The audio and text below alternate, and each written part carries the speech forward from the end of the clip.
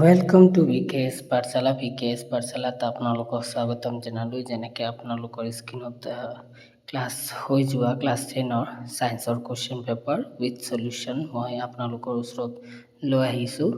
আপোনালোকে এটা এটা কুৱেশ্যন কৈ চাই এনচাৰখিনি মিলাই ল'ব।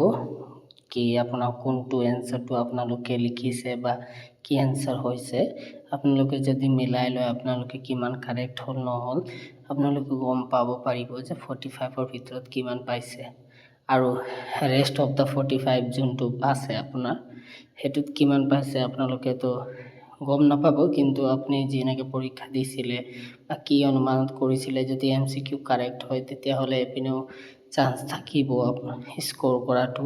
সেইটো মতে আপোনালোকৰ কি হ'ব, মেনেজমেণ্টটো হৈ যাব।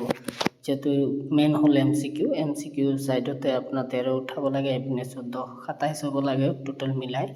যদি আপোনাৰ দুটা ছাইডতে 20 হৈ যায় বা 22-25 হৈ যায় তেনেহ'লে আপুনিতো ডেফিনেটলি ভাল স্ক'ৰ কৰি আছে। আপোনালোকে মিলাই ল'ব ধুনীয়াকৈ। এটা এটাকৈ মই সলিউশ্যন দি দিছোঁ। যদি কোনোবা জেগাত আপোনাৰ লাগে কি এইটো ভুল হৈছে কমেণ্টত জনাব, যাতে মই কাৰেকশ্যন কৰি দিম বা চাই ল'ম হয় নে নহয় একজেক্ট এনচাৰটো। তো সেইখিনিয়ে আছিল।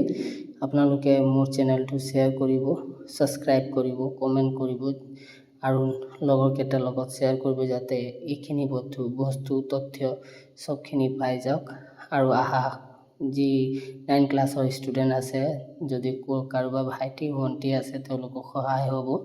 সেইখিনি দি মোৰ ইউটিউব চেনেলটো ছাবস্ক্ৰাইব কৰিলে গোটেই বছৰৰ বা নেক্সট বছৰৰ কাৰণে যি আপডেট হ'ব বা সলিউশ্যন কুৱেশ্যন পেপাৰ হ'ব বা MCQ হ'ব, সেইখিনি কমন আৰু ইম্পৰ্টেঞ্চ মই শ্বেয়াৰ কৰি থাকিম, আপোনালোকে পাই থাকিব।